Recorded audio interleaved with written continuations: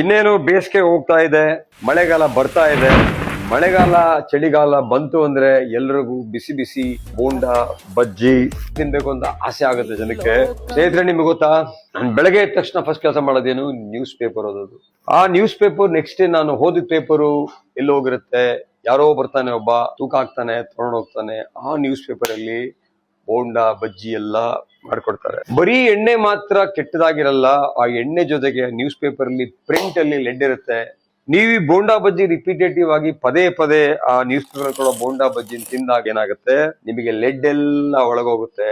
LED ಹೋಗಿ ವಿಶೇಷವಾಗಿ ಮಕ್ಕಳಿಗೆ ಲೆಡ್ ಪಾಯ್ಸನಿಂಗ್ ಆಗುತ್ತೆ, ಬ್ರೈನ್ ಡೆವಲಪ್ಮೆಂಟ್ ಮೇಲೆ ಇಂಪ್ಯಾಕ್ಟ್ ಆಗುತ್ತೆ. ಇನ್ಮೇಲೆ ನ್ಯೂಸ್ ಪೇಪರ್ ಅಲ್ಲಿ ತಗೊಳ್ಳೋದನ್ನ ದಯವಿಟ್ಟು ನಿಲ್ಲಿಸಿ.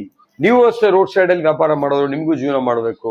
ಆ ನ್ಯೂಸ್ ಪೇಪರ್ ಬದಲು ಏನಾದ್ರೂ ಒಂದು ಬಾಳೆ ಎಲೆನೋ ನೀವು ಹಾಕಿದ್ರೆ, ಪ್ಲಾಸ್ಟಿಕ್ ಮತ್ತೆ ನ್ಯೂಸ್ ಪೇಪರ್ ಬಿಟ್ಟು, ಫಾಸಿ ಅವರು ಒಂದು ಆದೇಶನೇ ಹೊರಡಿಸಿದ್ದಾರೆ, ನ್ಯೂಸ್ ಪೇಪರ್ ಅಲ್ಲಿ ಇದನ್ನೆಲ್ಲ ಹಾಕ್ಬೇಡಿ ಅಂತ.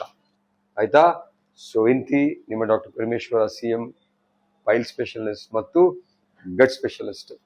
Thank you.